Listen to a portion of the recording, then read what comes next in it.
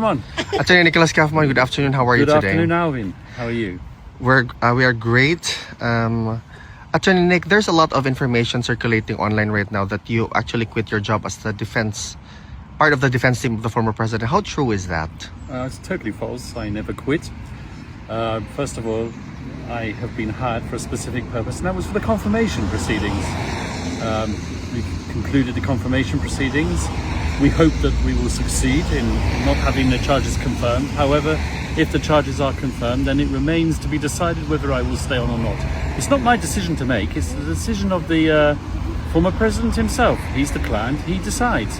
He decides obviously in consultation with his family, but it's not the family who decides. I have to stress that. It's not the vice president, as many people would like to think.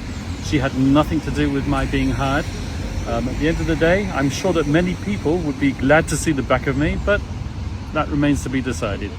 Attorney Nick, with respect to the decision of the appeals chamber about the review of the detention of the former president, do you have a reaction about people already saying that it is a determined decision that then the former president will be forever incarcerated inside the detention facility?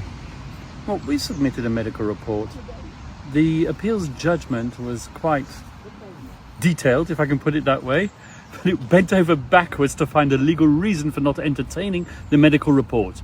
You will note, of course, that the former president wasn't even invited this time to give a waiver or to attend court.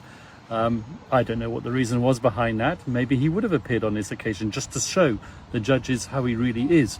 There seems to be, as it were, some kind of reticence to actually engage with the conditions that the former president is actually suffering from on a daily basis.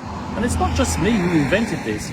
Don't forget, right at the beginning when we discussed the medical issues, the neuropsychologist who was commissioned by the prison itself, I'm talking about the registrar of this court, he commissioned a neuropsychologist to examine the former president, and he found the same cognitive deficiencies that we found. So we're not inventing these things. Now, if the appeals chamber judges don't want to engage with that, and if the pre-trial chamber doesn't want to engage with that, then there's not much I can really do. But we've done our job, and we've done it as best we can.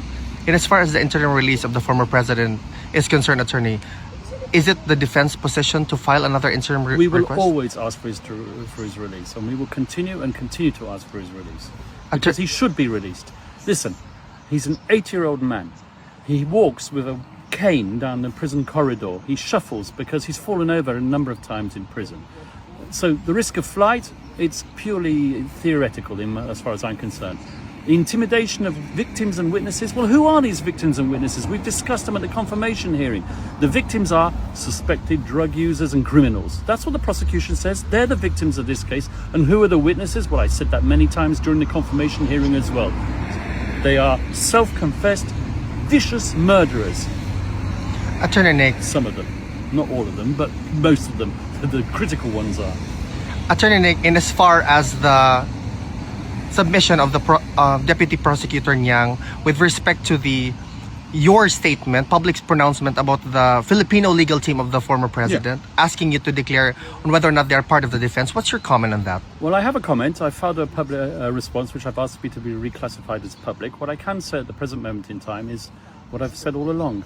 They provided valuable assistance. Doesn't mean they had access to confidential documents. They are fully aware of the restrictions of their involvement in the case, but these lawyers came along to help us, and they helped us very valuably. And I even mentioned what they gave us in another interview that I gave to ABS, I think.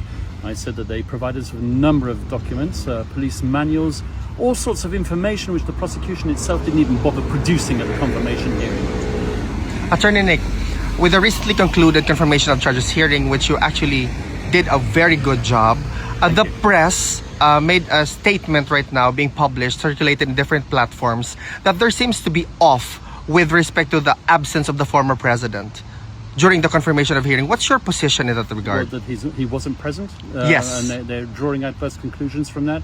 Well, he gave his reasons for not attending the hearings, and he made them very clear in his waiver, which he filed with the court. I know that Senator Leila de Lima thinks that this was invented or someone wrote it for him. Well, I can assure Senator Leila de Lima that is not the case. Those were the president's words himself. And I even mentioned them at the conclusion of my closing statement at the conclusion of the confirmation proceedings. Attorney Nick, just to conclude this interview, on the 28th of March will be the 81st birthday of the former president, and we decided to do this just right around the Duterte Street to make a historical statement. Do you have a message to the Filipino people? Yes, I want to see them flooding this place with flowers like they did last year. I don't just want to see them on this, I want to see them all the way to the court premises, half a kilometre down the road.